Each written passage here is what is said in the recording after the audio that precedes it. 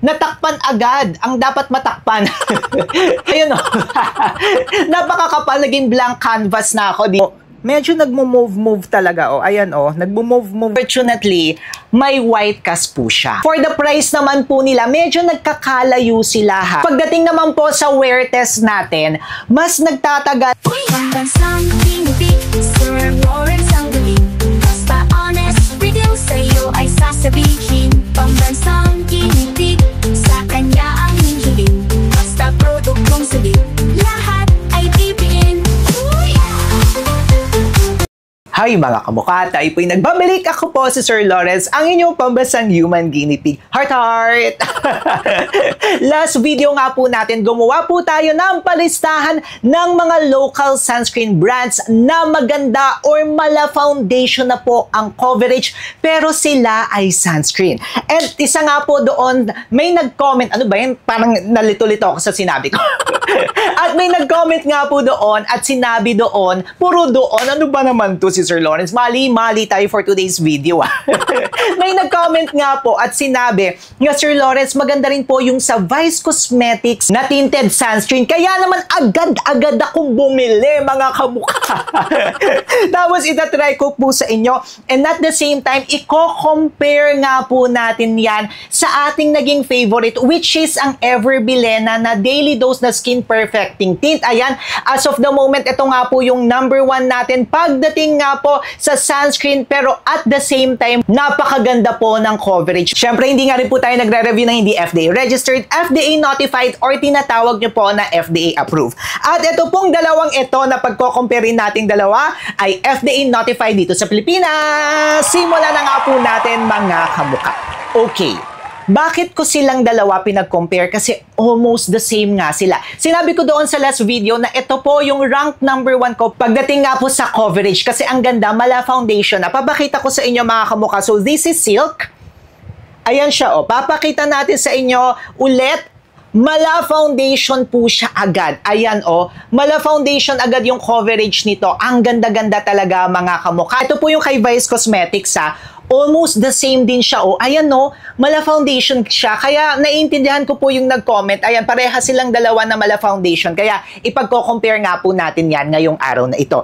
Pero mga kamukha, on the other hand, mas nahirapan po ako na pumili ng shade dito sa Vice Cosmetics if i-compare ko po dito kay Daily Dose. Ang kagandahan nilang dalawa, marami silang shades na pwede po nating pagpilian. Dito po kay Daily Dose, meron po silang 9 shades, while dito naman po kay Vice Cosmetics, meron naman po siyang 10 shades. Dito po kay Ever Bilena, nabilisan ako talaga sa pagpili. Pagkita ko agad, uy, ayan talaga, nagustuhan ko siya, mga kamukha. On the other hand, dito po kay Vice Cosmetics, medyo natagalan ako ng konti. Talagang gumanyan-ganyan pa ako doon sa loob ng SM. Pati tuloy si ate na sales lady. Hello, subscriber po siya ngayon. Hello sa'yo.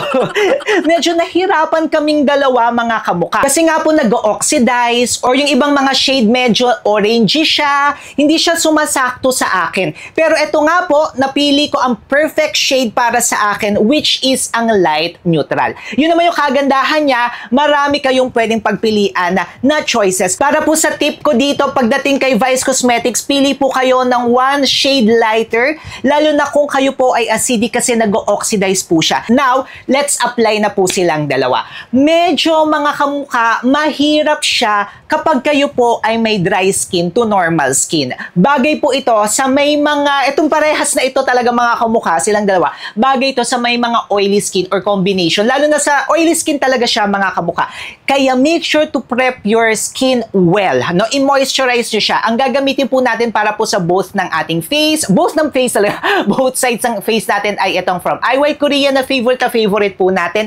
Uy, alam nyo may peke na nito ha, kaya make sure na bumili po tayo sa legit shop nito, mga kamukha. Ay maglalagay po tayo dyan sa basket natin, sa cart, and also maglalagay nga rin po tayo sa description box sa baba, mga kamukha. I-check nyo na nga lang po yan. Para nga po sa left side ng aking face at sa right side ng inyong screen, gagamitin natin itong kay Vice Cosmetics, while sa right side ng aking skin, at saka sa face pala, at saka sa left side ng inyong screen, ang atin naman pong gagamitin ay itong sa Daily Dose. Simulan ko na to kasi ito yung favorite nga po natin, si Daily Dose. Ayan po siya, 1 finger method na agad tayo dito, mga kamukha. Napakadali nito at mukha talaga siyang foundation. Ay, lalapit tayo ng konti sa inyo.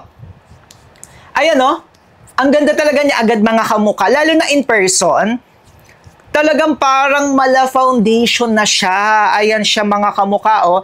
Nako-cover niya agad yung mga dapat makover. Pero kung kayo nga po ay may dry skin mga kamukha at hindi kayo nakapag-prep ng maayos, medyo ma-emphasize niya yung mga dry patches nyo or yung dry skin nyo mga kamukha. Kaya make sure talaga na ipe-prep natin ng maayos ang ating skin. Pero napakabilis i-blend, napakaayos i-blend. Ayan agad siya mga kamukha, oh. Ang ganda. Tsaka kung makikita nyo, nung nag-moisturizer nga po tayo, ang ganda nung lapat niya sa skin natin, oh. Walang pamumuo, ayan, hindi siya naglilibag, okay na okay po siya. At mala foundation nga po ang kanyang atake, ayan. Now naman po, i-apply naman po natin etong si Vice Cosmetics na Infinite Blur sa kabilang side ng aking face, okay? One finger method tayo dito po sa kabilang side ng ating face. Ayun, kung makikita nyo, mala foundation talaga siya, oh. Ayan, oh, natakpan agad ang dapat matakpan. Kasi meron nga po ako dito na nunal, pero natatakpan niya agad, which is really, really good mga kamukha.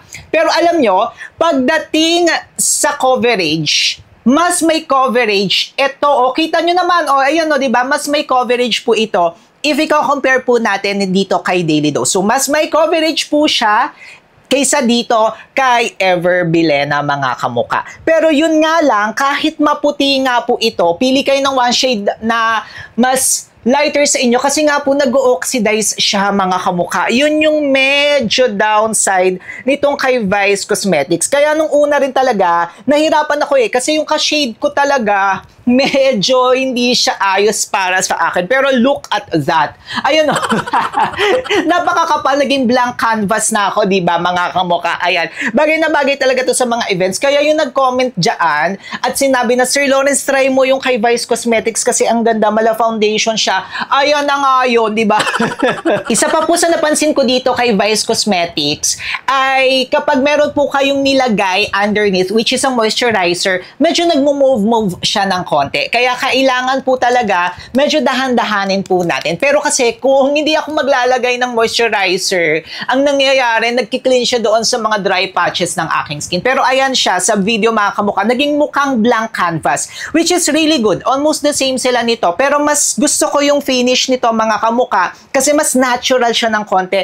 If i-compare po natin kay Vice Cosmetics. Pero in person siya mga kamukha, in person na hindi dyan sa video kasi parang ang puti-puti. In person mga kamukha, maganda siya. In fairness naman, maganda sila parehas. Pero, mas mukhang mas skin ko pa rin ito if i-compare ko po itong kay Vice Cosmetic, which is talagang foundation na talaga. Pag sabi natin foundation, ito na talaga yon, di ba?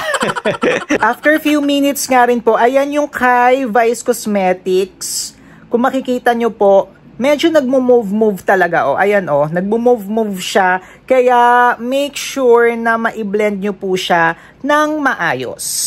After 10 minutes nga po, ayan pa rin po siya. Yung kay Vice Cosmetics, talagang medyo umaayos-ayos naman na siya mga kamukha. Pero maputi pa rin talaga. Kaya ang gagawin ko is apply po ako nito, which is yung favorite ko ngayon, yung sa Daily Dose. Para naman pag nagre-review ako sa inyo ngayon, hindi nyo sasabihin na napakaputi ng mukha ko, di ba? Para may dimension naman. Ayan, kung lalagyan nyo po siya, or tatapalan nyo at nag-set naman na, maganda na siya mga kamukha. Hindi na siya nagmo-move. Etong kay Daily Dose, ilang beses ko na to natatry, hindi talaga to nagmo-move. Ayan, kung gusto nyo ng medyo skin nyo pa rin pero mala foundation, eto go kayo dito kay Ever Bilena. Pero kung gusto nyo talaga na foundation na to the highest level ang labanan, yung kay Vice Cosmetics naman yan mga kamukha. Okay, ano pa yung mga napansin ko? Ang napansin ko pa po mga kamukha, yung kay Vice Cosmetics po, unfortunately, may white cast po siya. So, papakita ko po sa inyo dito. Ayan, may white cast siya mga kamukha. So, yun yung medyo ayaw ko niya, no? Lalo na sa mga picturean kasi yung iba nanggugulat na lang eh. Ang gagawin na lang, bigla na lang magpipicture na may flash eh. Kaya mangyayari, magkakaroon talaga ng white cast. Ayan yung nangyayari sa kanya mga kamukha. Sa Flash may white cast, kaya medyo ingat-ingat po tayo ng konti. Kaya pati sa video, yung kay Vice Cosmetics, medyo may pagka-white cast talaga siya. Pero in person ha, to be honest, in person, ang ganda niya. Kasi talagang foundation na foundation po siya. Ang ganda niya kung i-build nyo siya or gagawin nyo siyang makeup base talaga. As foundation talaga, maganda siya mga kamukha. On the other hand naman, itong kay Ever Bilena, para siyang foundation, pero skin type pa rin. Hindi siya yung foundation na malala. Hindi siya yung foundation na, oh my gosh, foundation ba yan? Foundation day. Pagdating po pala sa SPF, mas mataas ng konti itong kay Vice Cosmetics kasi meron po siyang SPF 50, PA++++, apat na po yung kanyang UV filters, broad spectrum, lumalaban nga po ito para sa UVA and UVB. On the other hand, ito pong kay Daily Dose is SPF 50, PA+++, tatlo naman po yung kanyang UV filters, tapos broad spectrum, lumalaban nga rin po ito sa UVA and then UVB. Para po sa kanilang dalawa, almost the same naman sila, parehas naman silang okay, pero mas mataas lamang po ito ng konti. Pero every 2 to 4 hours nga po, kailangan nating mag-reapply. Pero kung nasa event naman po tayo, pwede po tayong mag-powder na lang na may SPF, tapos tsaka yun na lang po yung gagamitin, kahit hindi na po ito. Tapos for the price naman po nila, medyo nagkakalayo sila ha. Kasi ito pong kay Vice Cosmetics, nasa 400 plus pesos po siya. Tapos, ang kanyang grams is 35, if I'm not mistaken. Mali pala ako, no? 30 ml. Tapos, ito namang kabila is 25 naman po siya mga kamukha. Ayan, 25 grams naman po siya. Mas mahal ito, though 30 ml po siya, pero mas mahal pa rin siya if i-compare ko po dito kay Daily Dose. Usapang foundation type na sunscreen nga po, pasado silang dalawa sa akin. Kaso nga lang, mas makapal yung coverage nitong kay Vice Cosmetics ha. Pero ayan o, kung makikita nyo, medyo nag-oxidize na siya after ilang minutes talaga. Lalo na kapag after an hour, mga kamukha, nag-oxidize talaga siya. If i-compare ko dito kay Daily Dose, na hindi naman po ako nag-oxidize. Tapos pagdating naman po sa wear test natin, mas nagtatagal ito ha. Lalo na sa may combination skin tsaka sa oily skin, mas nagtatagal itong kay Vice Cosmetics. If i-compare ko po dito kay Daily Dose. Ayan. Talagang kayo yung mamimili mga kamukha, no? Kaso nga lang talaga for me, ito po sa akin ha, may white cast kasi itong kay Vice Cosmetics if i-compare ko dito. Tapos medyo nagmo-move nga ng konti. Then medyo mahirap, ayan, nahulog ba? Medyo mahirap maghanap ng shade dito kay Vice Cosmetics. Kaya ang suggestion ko po para sa inyo ay talagang i-choose nyo po na one shade lighter kayo. Tapos yun din pala, add ko pa, medyo mahirap po siya iset. Kaya make sure na isiset nyo po siya ng maayos. Pero mga ilang minutes lang naman, masiset naman siya ng maayos mga kamukha.